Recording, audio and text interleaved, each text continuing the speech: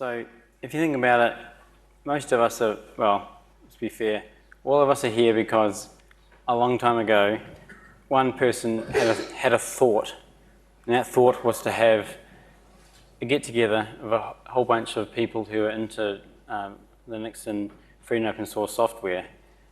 As a result of that, quite an awful lot of people have, over the 2 decades, have made substantial friends who depend upon this event in order to have their one-time face-to-face meetup. So effectively, we're like one just great big family, really, if you think about it. So it would be on the 20th anniversary of this conference, then it would be absolutely appropriate to welcome to the stage the reason for this conference, Rusty Russell.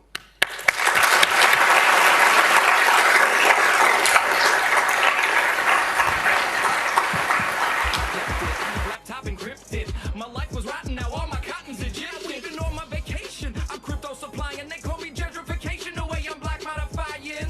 Friends asking, what's the best part of your newfound treasury? I say, reminding you how you told me I'd never be a Bitcoin billionaire.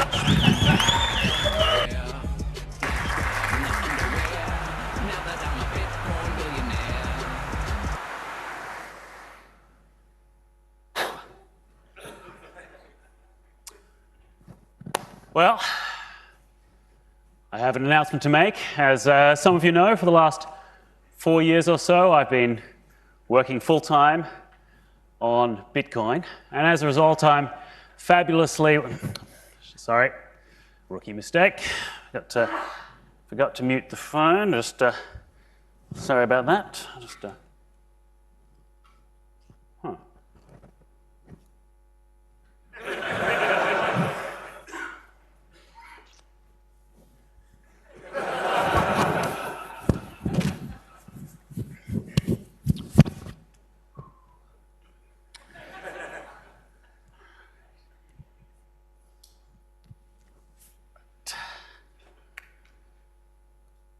Oh, come on!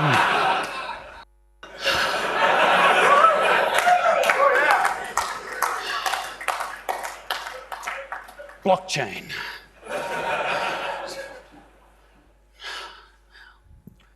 Well, I won't. Next time. No. I won't be needing this slide then.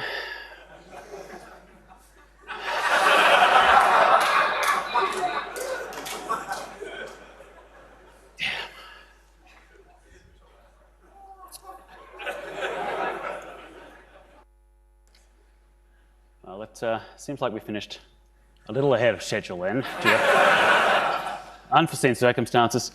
My daughter suggested that I sing a song that she wrote. It goes, Linux shark, do do do do do. But I won't do that because that would sit in your head all day and be really annoying. But I did have a few backup slides just in case we finished a bit early from the keynote about the conference history. And it is the last day of the conference. So it's time for some nostalgia, which basically means I get to misremember history into a coherent narrative that reinforces my personal biases. So get ready. If you were born when the first Linux Conf started, you would be the same age as I was in 1992 in second year university. And like many others of this era, this was the time at which I had my first experience of Unix. A lab full of X terminals connected to Sonos servers. Now, Sonos was quickly becoming the dominant Unix, really, with their sort of low-end machines that were great for university. And Sun Microsystems themselves had some legendary hackers who worked for them. It would have been a fantastic place to work. That's the kind of era that we're talking about. Now, shortly after I discovered the elegance of Unix, I discovered another operating system, Emacs. And inside the Emacs distribution was a file called Manifesto. Now, I was I was an engineering student. I was about as politically naive as they came. I probably couldn't have used the word manifesto in a coherent sentence at the time. But this was a text file that described an effort to build a free operating system and set of tools.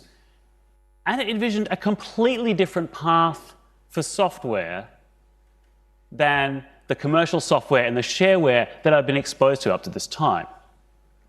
And you couldn't just dismiss this as you know, unbelievable made-up fluff because of the fact that Emacs itself existed and was a pretty impressive software project in its own right.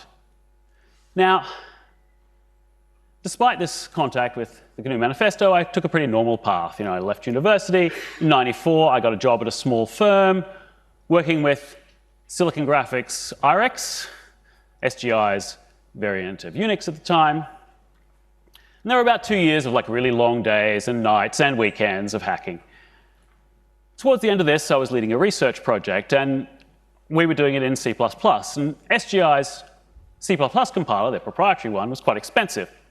So we were using G++, the GNU C++ compiler. And it had a few limitations. It was fairly primitive. And so I actually dug back through the logs and found my first accepted open source contribution back in November 95. There you go. Now, of course, we all know the compiler hackers have 10 times the brain matter of normal hackers. But coding on GCC and interacting with these people and collaborating with these great coders from around the world was exhilarating, and it opened my eyes. You see, as much as I thought I knew and as much as I had already learned, I realized there was another level. There was another level of coders and another level of code. And I'd plateaued where I was. So I loved that job. But I had to leave. Towards the end of '96, I was contracting in Sydney, and I spotted the upcoming Usenext conference. Now, Usenext was the Unix conference at the time. And the '97 conference featured tutorials by Unix greats like W. Richard Stevens and security expert Marcus Raynham. But this year, they were having a special track about Linux called Use Linux. So that nailed it. I headed across to California, went to my first conference. And Linus and Ted Cho and Stephen Tweedy and Alan Cox were all there, all giving talks, and I went to all of them. And towards the end of the conference, I was standing in a circle among them. And they were talking about how to make Linux SMP, because at the time, Linux was basically for uniprocessor machines. And Dave Miller grabs a napkin and a pen, and he looks around everyone. He goes, "We all know x86 assembler, right?" So he starts writing out these instructions for what became the big kernel lock. Alan Cox then took the napkin off him and optimized it. But I pretty much shut up and just tried not to say anything dumb. But the real highlight of this was a talk by 2 college students about porting Linux to the SPARC, the same kind of hardware that I'd first learned Unix on. Now, unfortunately, this talk was never recorded. So I'm confident in asserting that it was the greatest technical talk given by anybody on any topic anywhere. And it started talking about open firmware on the SPARC machines and how you can poke around in open firmware. And they discovered, how to drive the devices and figured out where the devices were and got Linux kind of booting and everything. And then Dave showed the results of the LM-Bench benchmark. And LM-Bench is an operating system micro-benchmark. It measures basically operating system performance for various different operations, written interestingly by Larry McVoy, hence LM-Bench, when he was at Sun. And, Linux didn't do so well against Solaris, the Unix on their own hardware. So Dave then went and dived into the deep subtleties of the architecture. And he talked about the paging subsystem. And he talked about, the virtual memory and the TLB subtleties of the SPARC architecture and how all that worked. And I understood some of those words he used. But just when you thought you were completely drowning, the roller coaster ride would come up again, and he would show you the updated LM-bench numbers once those modifications have been made to Linux. And by the end of the talk, Linux had won against Solaris on every benchmark of LM-bench. Now, this is hard to describe. See, I was talking to John Mad Dog Hall recently, and he said to me, it's really hard to describe what computing was like in the pre-Unix days to people who've only ever experienced Unix. And in the same way, I kind of struggle to tell you what this was like too.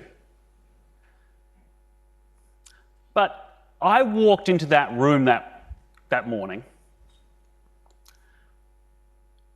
and I didn't think I lived in a world where a bunch of hobbyists and students could cobble together an operating system that another couple of students could port onto the hardware by the Unix vendor and beat them at anything, let alone everything. And yet, that is the world we lived in. And so by the time I got home, I realized that I wanted to work with these people. This is what I wanted to do. And I had some minor hacks that I'd done to the kernel firewalling code. So when my contract finished in August, I found an engineering student who needed to do 6 weeks of work experience to complete his degree. And basically, I paid him to hack with me on a system that was more expressive than IPFW ADM that everyone was using at the time. And this is the earliest changelog messages I could find in the source. Now, I don't remember it taking this long, but history shows it was May 98 when my code was included. And the networking maintainer who applied my patches was none other than Dave Miller of Spark Linux fame. And in fact, Dave liked my code so much that instead of taking what I'd done, which is provide a configuration option to switch whether you wanted the old IPFW ADM code or the new IPChains shininess, threw away the old code and slapped mine over the top. And I woke up one morning and I was kernel firewall maintainer.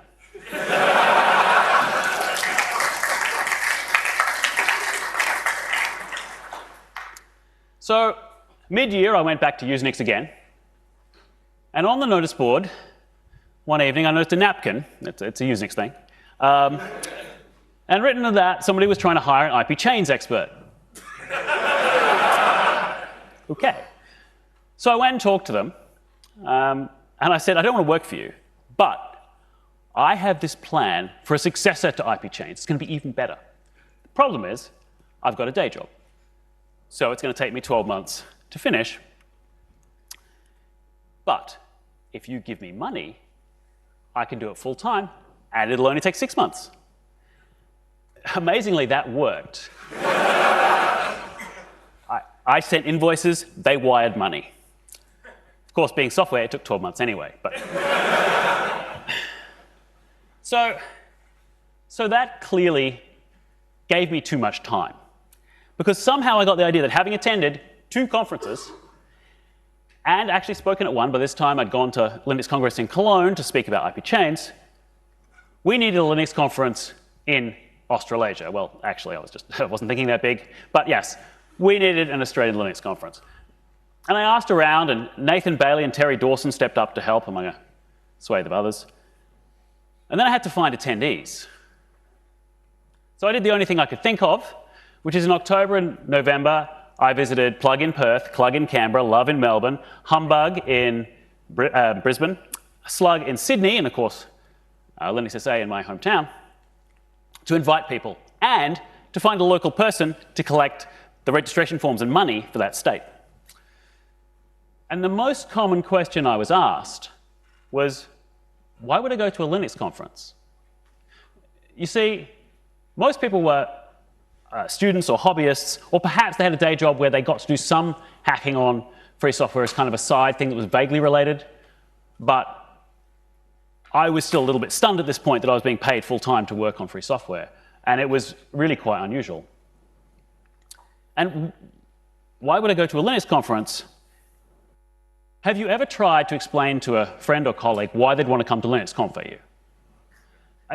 You can point at individual, oh look, this speaker is talking about this would be cool for you and stuff, but you end up feeling like you're describing all the trees and not the forest. And you kind of come down to something like, it's cool, but is it $380 cool, or $215 if you were a hobbyist, or even $90 if you were a student? And so this was a really hard thing to answer, particularly since the conference didn't actually exist yet. And the other thing is, a conference needs speakers. In effect, that meant paying for travel for 5 international speakers, a few domestic ones, and all their cheap, crappy student accommodation. Now, you can probably guess the very first speaker that I invited. Well, yes. Technically, I just assumed I was coming. How rude.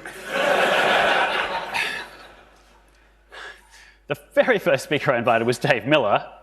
And I also invited John Mad Dog Hall, who at this time in Linux history was a fixture at every single Linux conference in the world.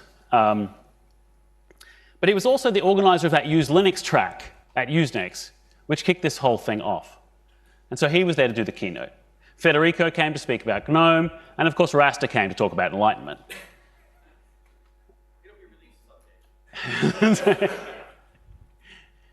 Now, it is true that I did get a call one day from American Express about some unusual activity on my card, that I'd managed to rack up $14,000, and they just wanted to check if I actually had the money. And I actually had to fax them a copy of my bank statement saying, yes, I did have life savings ready to go. And I also created and ran a Slashdot ad. The first and last time I've ever created an animated GIF. So that question, why would I want to go to a conference? I obviously answered somewhat okay, because 200 people showed up during 3 rainy days in the middle of winter in Melbourne over a weekend to attend the Conference of Australian Linux Users. Now, for me, of course, the whole thing's kind of a blur. We had the inevitable crisis as one of the international speakers' flights was cancelled. Unfortunately, Paul McCarris of PowerPC fame, although he didn't really like speaking, and I'm eternally grateful that he just slotted straight in. We had no network, there was no Wi-Fi, but fortunately each day somebody printed out the Slashdot front page and put it up on the notice board for everyone to get their fix. So we had that. And the last session of the third day was empty. It was reserved. And towards the end of the conference, we did a bit of a straw poll, and we chose the 3 best talks, and we asked those speakers to deliver them again. One, because it was really expensive to get them there, but also because there was no video. We weren't recording any of this. And one thing I'd hated at the conferences I'd been to was you'd be in the hallway and someone would go, oh, did you go to that talk? It was awesome. It was fantastic. And then this happened, and then there were fireworks, and you were like, sitting there going, I hate you. Sounds wonderful. So in order to avoid that, we did the best ofs. And I remember ducking out during one session for some administrivia reason that I had to go. And as the door closed behind me to the hallway, there was silence. Nobody was outside the hall. Everybody was in the sessions. And that has never happened before or since to me. Now, there are 3 stories that I do remember from that first conference, through the blur. The first was the tutorial days. See, Usenex had these printed tutorial books, and you'd sit down, everyone would have their tutorial books that you could write notes in and everything else, and we'd use the same model. Of course, we'd told the speakers to get the tutorial material to us 2 weeks before.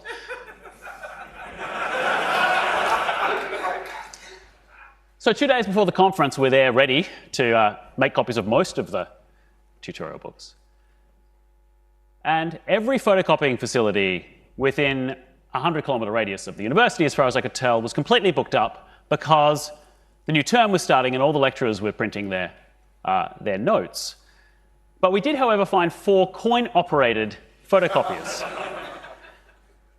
So I welcomed 2 other speakers, Mikey Newling and Duncan Grove, to join me in feeding the photocopiers and making the 400 copies of books that we required, which we then ran back the copies to the Rego desk thing, and someone somehow collated them, and everyone got their tutorial books in time. Now, Andrew Tridgell, drove up from Canberra, and he brought with him this monster machine with three CD burners. Now, in 1999, I'm not sure I'd ever seen a CD burner before, let alone 3. And these were used to stamp out the conference proceedings, CDs. And so you sat down with XCD Roast and you clicked, burn and pressed the thing in, and then you clicked eject and you took out the thing and you replaced it. And you did that for about 3 minutes, and then you started looking around for somebody else, waved someone over and said, okay, just sit here, press this button and press that. And so for 2 days, I don't think I saw anyone twice in that seat. And I think a quarter of the conference probably did the work. So, but my favorite story of the conference was somebody came up to me, I think on the first day, and said something like, I can't believe you don't have conference t-shirts. To which my answer would have been, I am so tired right now. And they went away. But they found someone who was a local who had a car, and they drove around and bought up all the white t-shirts they could find, and came back to the university, which, as it turns out, had a screen printing service. And so, for the next 2 days, the university was printing the front web page of the conference out on white t-shirts, and they were selling them. The person sold them to all the attendees at cost. And you saw one of those, actually, if you were here for the history talk. Now, many things have changed about the conference over the years. The speaker's dinner is no longer calling up a restaurant and going, can I have a table for like 18? Can you do that? Great, excellent. But it is one of the ways the conference rewards the speakers for coming, and also gives them a compulsory night off before the conference proper begins. And at the end of the conference, it was Andrew Tridgell who organised a gift to me from the speakers themselves, which was something that was totally unexpected and surprisingly touching for me. And I still have it. It is a pewter beer mug engraved with Rusty Kalu 99, disorganizer.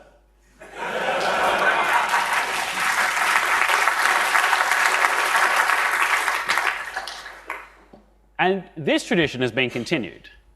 Every year the speakers put in a token amount of money and we get a pot together and we buy a gift for the organizer or organisers at the middle.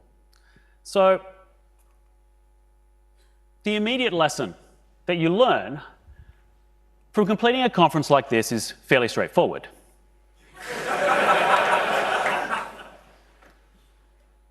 But I like to think, and as you've seen from the examples of things that I remember about the conference, my carefully crafted, incoherent and random approach to conference organisation has left others with the sure knowledge that not only do they not need my permission, they probably shouldn't wait for it. And as a result, I've spoken on the main program of this conference 19 times, 20 if you count this one, at all but 3 of the linux.conf.au conferences. In 2001, I submitted 3 talks for the paper committee to choose from, and I was rather surprised when they accepted all 3. Quite a lot of work for that one. And about a week after the conference schedule came out, someone came up to me and said, have you looked at the conference schedule? I'm like, no, why? They had scheduled all 3 of my talks at the same time.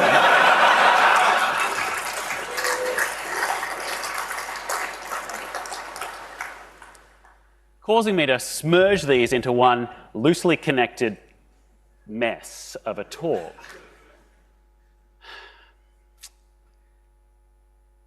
and tie it together with some now deeply inappropriate jokes between them. And fortunately, there was no recording of this. It was the first non-technical presentation I had ever given.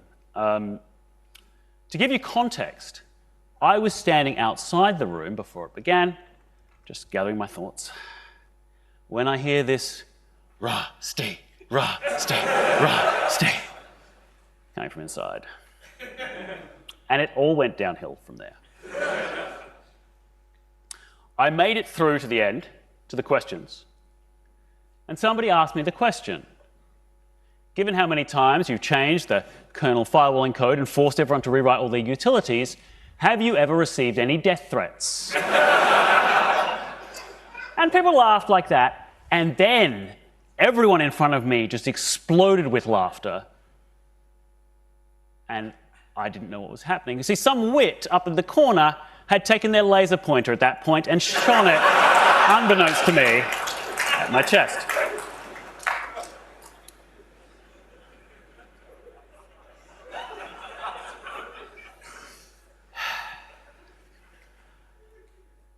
I have co-presented this conference 3 times, and each time has been fantastic and wonderful, and with great collaborators. And in 2007, at the return to Sydney, I even did the virtualization boy band thing, and we had 4 of us up on stage. And looking back, I realized now this was a subconscious desire, going back to Sydney, to at least provide more targets for the assassins, or perhaps some protection. Now, this conference has shaped my career and, in fact, my life. It's through this conference that I met Andrew Tridgell, who was putting together this group of free software hackers in Canberra, which is why, after the conference, I moved to Canberra to work there and helped form OzLabs, which was, and still is, the greatest concentration of Linux kernel hackers in one physical location. And this conference, I know, has been this font of community for so many others as well. And there is really a kind of indescribable magic here that keeps inspiring us. Here, I found a tribe of free software hackers who have made me certainly a happier person, and I think a better one. Because seeing this conference flourish has taught me one undeniable truth. All great projects come down to a person or small group of people who have 2 vital properties. Firstly, they are smart and capable enough to complete them. And just as important, they are dumb enough to try.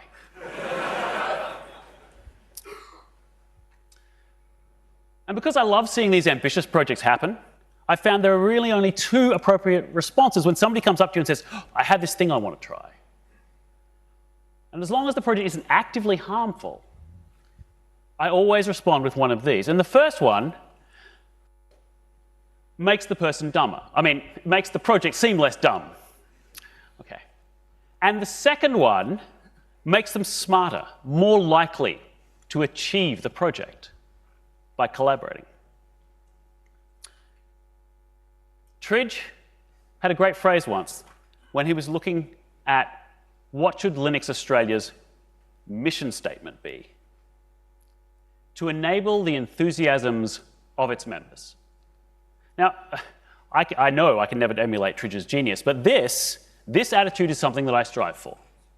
Enable people's enthusiasms. Because that is the main thing that I have learned from this experience. Collaboration is a superpower. It lets you do things you could never normally do, that normal individuals just can't do. But collaboration isn't always easy. I learned, I think, far too late that getting along with people is a skill. Sympathy, empathy, understanding, setting boundaries, setting expectations, giving feedback, receiving feedback, knowing when something's funny and knowing when you've taken it too far, still something I'm working on. These are definitely things that you can work on. But it turns out it is an invaluable skill to have, not just with your colleagues, but with your friends, with your family. Even you should have this skill, even if you don't always choose to use it. So when I wanted to both maintain the Linux kernel module code and work on my shiny new projects, I sought a collaborator, as I've done with many projects in the past. Now, a skilled hacker was actually working on some neighboring code, and it involved some pretty subtle and interesting module changes. So they actually found and fixed a bug in my code, which definitely got my attention. So I asked them if they wanted to become module CoMaintainer. And they said no. And I hadn't come across this before. But they said, I've only been working on the kernel less than a year, and I think I'm too inexperienced. Well, that's okay. I never wanted you as CoMaintainer anyway. Wait a minute. I've heard of something like this, like in Shannon's keynote yesterday. Now, I confess that I'm not really familiar with this because my Dunning-Kruger's down the other end of the scale. But so I told them they were an idiot and they were wrong. Wait, delete that draft. Rusty, getting along with people is a skill. Okay. Clearly. So I told them, I'm not going to question your judgment, but I will ask you again in 6 months' time. And I put that in my calendar. And the second time the answer was yes. And we co-maintained for almost a year, by which I mean I applied my usual constructive absenteeism approach to allow them to flourish on their own without my interference. And when the handover came, I had to sign their GPG key, but we'd never met. So we used Signal. And with permission, I'm going to quote the verification process that I used. And I asked 2 questions. I'm only going to quote the first one here. Now,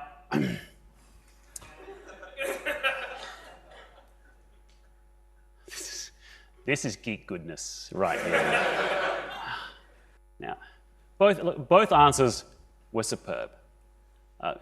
You give me an answer like that, and you're the module maintainer. I don't care who you are. In fact, we've never met, and I have no idea what they look like, but I've signed their GPG key.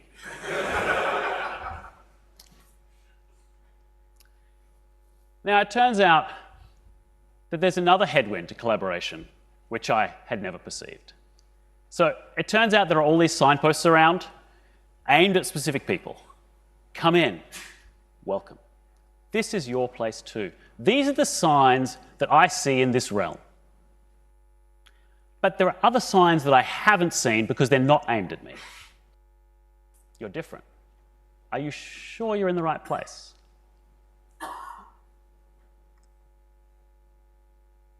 And I'm just going to pause because this slide is almost identical to slides that you've seen at previous keynotes, which is obviously proof of time travel because I wrote this before they did. But it could also be that when you've got a keynote, you feel you want to tell people something that they don't appreciate as much as you have now realized.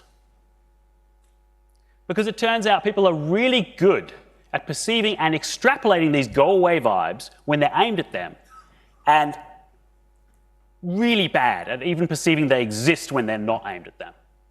I've experienced this in a completely different part of my life, and it almost defeated me. But when I don't take active effort to send the right signals, to counter all that subtle but continuous headwind, inevitably people who don't identify like me, they don't even reach my front door.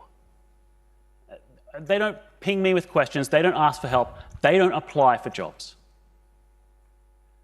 They don't get to collaborate. No superpowers. But these skills are rare, and I want to experience them as much as I can. And frankly, people who are interested in the stuff I'm interested in are weird. No, scratch that. Let's stick with rare. People who are interested in the things I'm interested in are rare. We're rare. So if you have the skills, and the desire to work on projects I'm in, I want to work with you.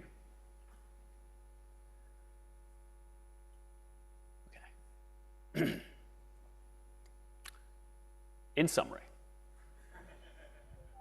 linux.conf.au, awesome, and has been awesome to me. Collaboration is our superpower.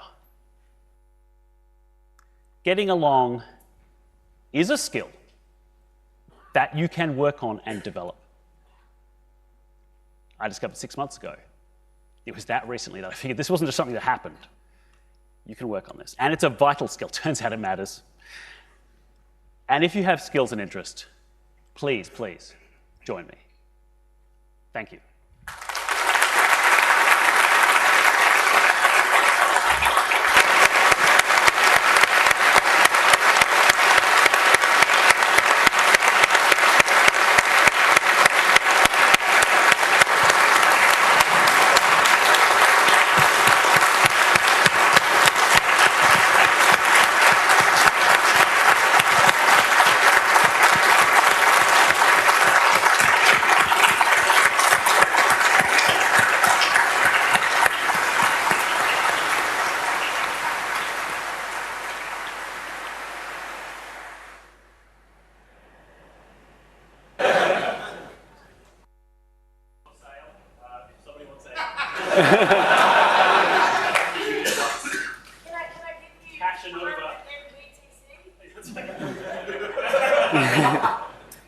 You mean you have it for free?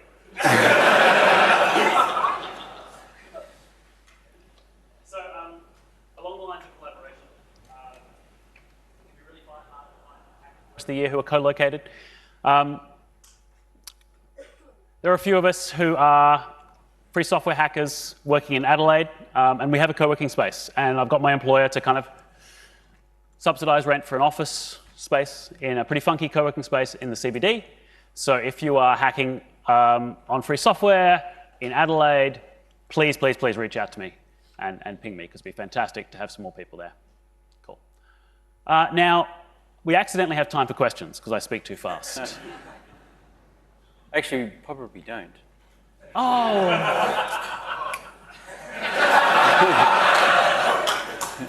Well, I'm sorry. I know that was the part of the morning you were looking forward to the most. That's fair.